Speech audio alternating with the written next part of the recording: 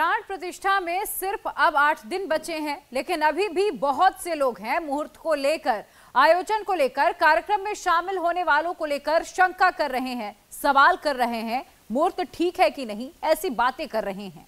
रामनवमी को क्यों नहीं प्राण प्रतिष्ठा की जा रही है? आधे अधूरे मंदिर में प्राण प्रतिष्ठा क्यों?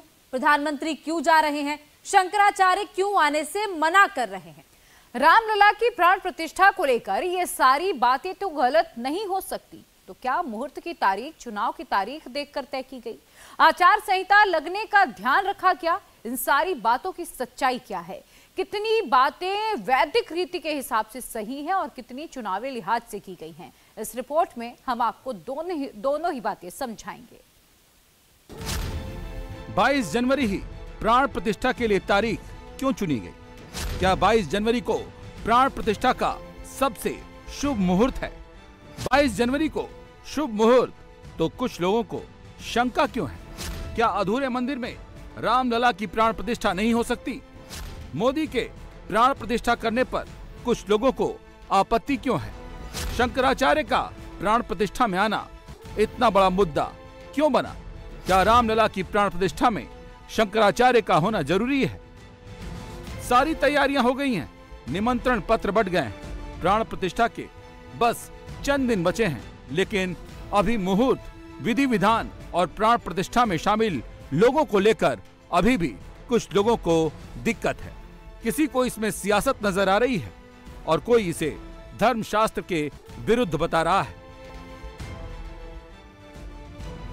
जिसका पूरा बारीकी से अध्ययन कर ज्योतिषीय गणना के मुताबिक प्रकांड विद्वानों की सहमति से ही मुहूर्त निकाला गया है।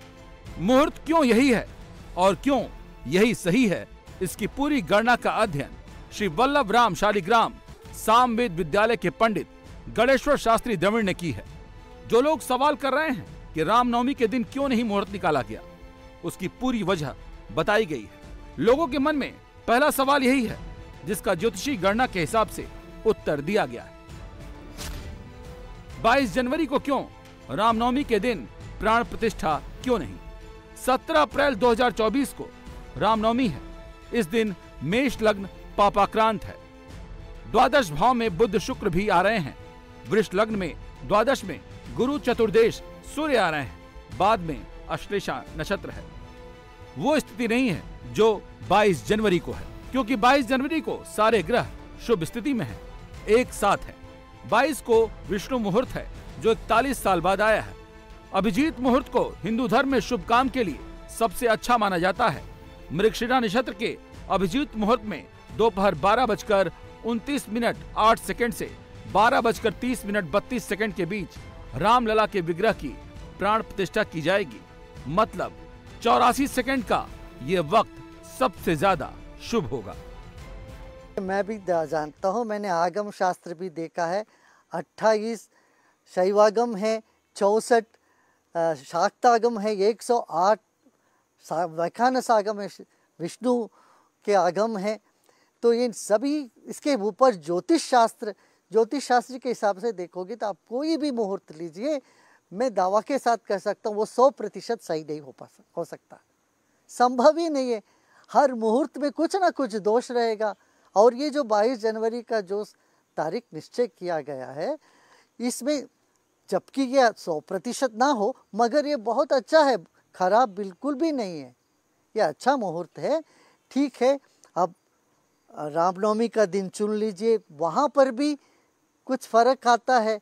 अब ये संवत्सर का कहते शोभकृत, जिसमें शुभ काम होता है। अगला संवत्सर का नाम क्रोधी है, हम क्रोधी नाम संवत्सर में क्यों प्राण प्रतिष्ठा करेंगे? वो शुभकृत, ये शुभ कामना है। 500 साल के इंतजार के बाद हो रही है ये। यही नहीं, 22 जनवरी को पौष मास खत्म हो रहा है, माघ मास की शुरुआत हो रही है। मकर संक्रांति से सूर्य उत्तरायण हो जाते हैं, शुभ मंगल कार्य शुरू हो जाते हैं। इसकी महत्ता क्या है, ये भी जान लीजिए। मुहूर्त चिंतामणि और नारद पुराण में साफ साफ कहा गया है कि सूर्य के उत्तरायण रहते माघ, फाल्गुन, वैशाख, आषाढ़, ज्येष्ठ माह में ही देव प्रतिष्ठा की जानी चाहिए। उस हिसाब से 22 जनवरी का मुहूर्त बहुत सही है।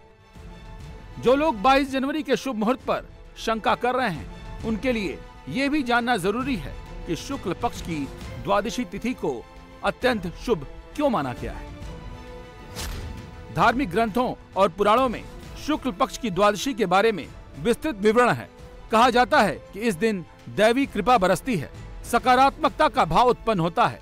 शुक्ल पक्ष चंद्रमा की बढ़ती अवस्था है, चंद्रमा की बढ़ती रोशनी से जुड़ा है, जो विकास, समृद्धि और सकारात्मक ऊर्जा का प्रतीक है। इन दिनों नए काम, नए प्रोजेक्ट, नए समारोह को अत्यधिक शुभ माना जाता है। इसके अलावा द्वादशी का दिन हिंदू त्रिमूर्ति के संरक्षक भगवान विष्णु से जुड़ा है। इसी दिन पर अयोध्या में राम मंदिर का उद्घाटन, भगवान विष्णु की दिव्य उपस्थिति का आह्वान करने और मंदिर की सफलता और पवित्रता के लिए उनका आशीर्वाद मांगने का सबसे अच्छा प्रतीक है। ज्योतिष के हिसाब से भी और 3 पद्धति है, एक विक्रम शक का है, एक शालिवाहन शक का है, गुर्जर संप्रदाय है।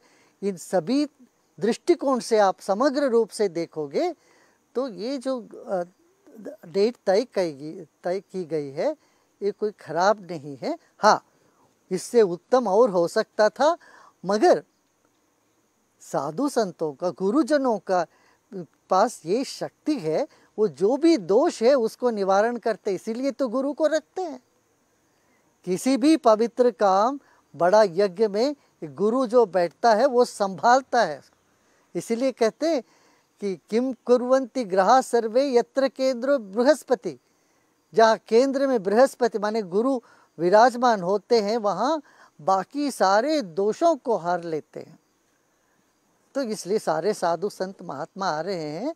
हमारी विनंती यही रहेगी, इस वक्त वाद विवाद में ना पड़े, क्योंकि भक्तों को ये कहा गया है कि नारद भक्ति सूत्र में वादो नावलंब्या, वाद पर मत चलिएगा, फिर भक्ति क्षीण हो जाएगा।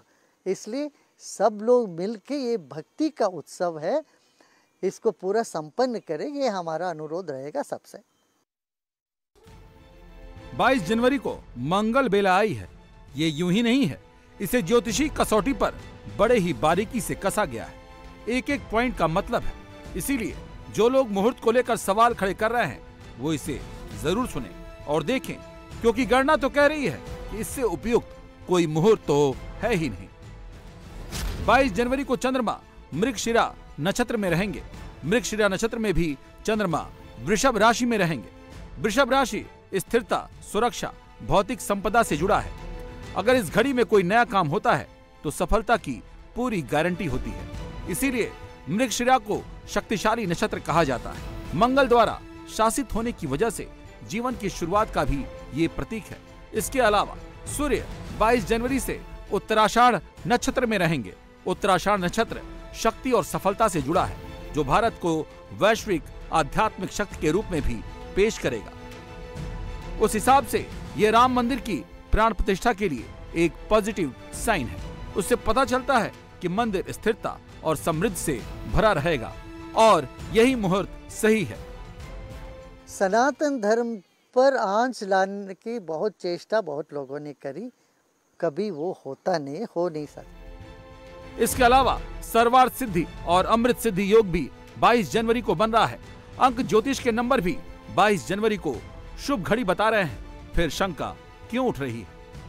अंक ज्योतिष के हिसाब से 22 नंबर को मास्टर बिल्डर या मास्टर टीचर नंबर कहा जाता है। ये वो नंबर है जो सपनों को हकीकत में बदल देता है। 22 नंबर या 22 तारीख को हुआ काम सकारात्मक बदलाव लाता है। इसके अलावा तारीख का योग 22 धन 1 धन 2024 का योग 31 आता है, जिसे जोड़ा जाए तो नंबर 4 आता है। नंबर 4 स्थिरता, व्यवहारिकता और मजबूत नींव के निर्माण से जुड़ा है। सारे टाइम सही हैं, सारे नंबर सही हैं, फिर शंका क्यों है? सवाल उठाने वालों को शंकराचार्य के आने न आने से भी दिक्कत है और प्रधानमंत्री से क्यों प्राण प्रतिष्ठा करवा रहे हैं उससे भी परेशानी है। सच्चाई तो यह है कि जिस तरह से सवाल उठाए जा रहे हैं उस तरह की कोई बात ही नहीं है। कुछ सवाल हैं तो उसका निदान भी है। प्राण प्रतिष्ठा से शंकराचार्य भारती तीर्थ जी महाराज नाराज नहीं हैं। भारती तीर्थ जी प्राण प्रतिष्ठा के विरोध में नहीं हैं। इसके लिए शंकराचार्य भारती तीर्थ की तरफ से लेटर जारी किया गया है, जिसमें बताया गया है कि मुहूर्त को लेकर कोई नाराजगी नहीं है, बस भ्रम फैलाया जा रहा है। शंकराचार्य स्वामी सदानंद सरस्वती ने भी यही कहा है। सनातन धर्म के लिए ये प्रसन्नता का अवसर है। 500 साल का विवाद समाप्त हुआ, बस प्राण प्रतिष्ठा समारोह शास्त्र के मुताबिक हो। गोवर्धन पीठपुरी के शंकराचार्य स्वामी निश्चलानंद सरस्वती ने कहा है कि वो कार्यक्रम का विरोध नहीं कर रहे, लेकिन जा नहीं रहे, क्योंकि प्राण प्रतिष्ठा तो प्रधानमंत्री को करनी है। सिर्फ ज्योतिर्मठ के शंकराचार्य स्वामी अविमुक्तेश्वरानंद सरस्वती ने कार्यक्रम पर सवाल उठाए और कहा कि मंदिर अभी पूरा नहीं बना तो आधे अधूरे मंदिर में प्राण प्रतिष्ठा करना गलत है।